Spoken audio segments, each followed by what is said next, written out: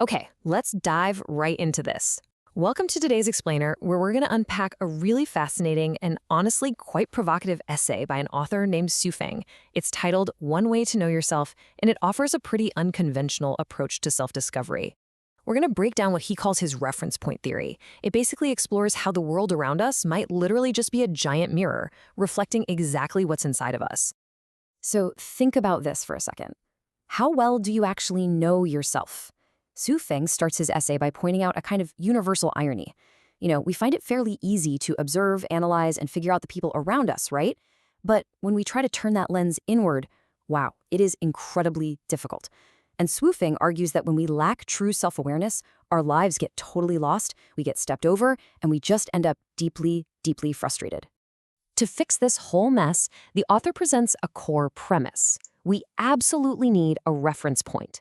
Imagine trying to measure the length of a table without a ruler. You literally can't do it.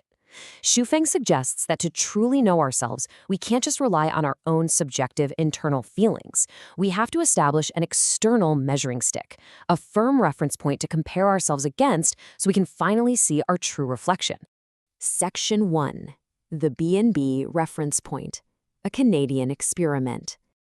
To really ground this highly philosophical theory, Feng shares a real-world anecdote from his time running a bed and breakfast out in British Columbia. For 3 years, this little hotel basically became his living laboratory, and he observed a really stark contrast among his guests. In partially reporting his findings here, he noted that guests who were in worse financial conditions often left behind things like unflushed toilets, debris scattered all over the carpets, and even dirty snow-white face towels just tossed on the floor. On the flip side, guests in better financial situations generally left their rooms completely immaculate and, on top of that, communicated much better with others. From this specific experience, the author draws a highly specific and, arguably controversial conclusion. He states quite frankly that the people who left the biggest messes were lower middle-class workers, while those who were more civilized tended to be intellectuals. Now, this broad generalization is actually the absolute foundation of his entire theory. Section 2. The Mirror of Circumstance, Reflecting the Inner Self. Now let's step out of that hotel room and zoom out a bit. The author takes his localized B&B experiment and applies it to an individual's entire life situation. Su Feng claims that your external reality perfectly mirrors your internal state. It's like a one-to-one reflection. Your financial situation, how clean your living space is, the way you travel, he says it all serves as a direct reflection of your internal qualities. Things like your education, your self-cultivation, your self-restraint, your knowledge, and what he refers to as your personal realm and pattern. So the crucial takeaway here is a pretty stark perspective. If you're looking at your life and you see poverty, a lack of real friends, and just constant daily struggles, Feng argues that you absolutely cannot blame external factors. According to the essay, if your life is rough, it is absolutely not because society is somehow unfair to you, or because the people around you lack love. He says it's simply a direct indicator of an internal deficit. Now, what's really interesting about this next point is how he summarizes this whole viewpoint into a single striking maxim from his Lifechanyuan community. Quote, "The world is faultless, all faults lie within us." Wow. It suggests that literally any trial or tribulation we face is solely a reflection of our own consciousness. To live a better life, we can't try to change the world. We actually have to transform ourselves. Section 3. The Social Circle Test. Who are you surrounded by? The essay then shifts gears, moving away from our physical circumstances and pointing the mirror directly at our interpersonal relationships. The author draws a direct correlation between how you communicate and the actual ease of your life. Those who are good at communicating, he observes, tend to have relatively easy and satisfying lives. But conversely, those who lack those skills, they experience lives that are way more difficult and miserable. Essentially, your social skills and the circle of people they create around you become your very next reference point. In fact, Su Feng takes this even a step further. He says, look at your friend group right now.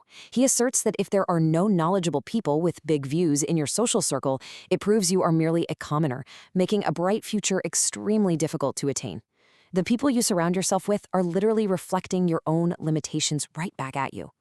Section 4, Tending Your Soul Garden, Actions and Mindsets. So, what do we actually do about all this? Well, if our circumstances and our friends are just mirroring our internal flaws, the essay transitions into some actionable advice on how to fix them. It's a concept he calls building our own soul garden. Shufeng believes we must put our internal growth first, our education, our knowledge, and our self-cultivation. On the flip side, we have to stop rushing for external validation. Do not rush to make money, don't chase immediate success, and definitely don't try to curry favor with the rich and powerful. Basically, his point is that if you chase the external without fixing the internal first, you're going to fail. He offers this really beautiful, memorable visual metaphor for this. Quote, "Let yourself be a flower. Butterflies will find you." I just love that. The idea is, if you become genuinely excellent on the inside, if you cultivate yourself and bloom like a flower, all the correspondingly good things in life, those butterflies, will naturally be attracted to you. You don't even have to chase them. Section 5. The Macro View. Natural and Man-Made Disasters. As we reach the final part of this explainer, the author dramatically zooms out. He expands this whole concept of the internal reflecting the external to its absolute most extreme macro-level application, global events. Shufeng pushes his theory to a highly controversial extreme here. He writes that when faced with massive natural and man-made disasters, we're talking epidemics, floods, major social turmoil, we shouldn't be blaming nature or society. In his view, it's actually collective negative human emotions that actively cause and invite these disasters upon the world. So if human negativity causes global disasters, how in the world do we fix it? Well, he outlines 3 very strict steps. Step 1, learn to be a decent person. Step 2, learn how to really communicate. And step 3, constantly monitor your own thoughts and intentions to ensure they aren't evil.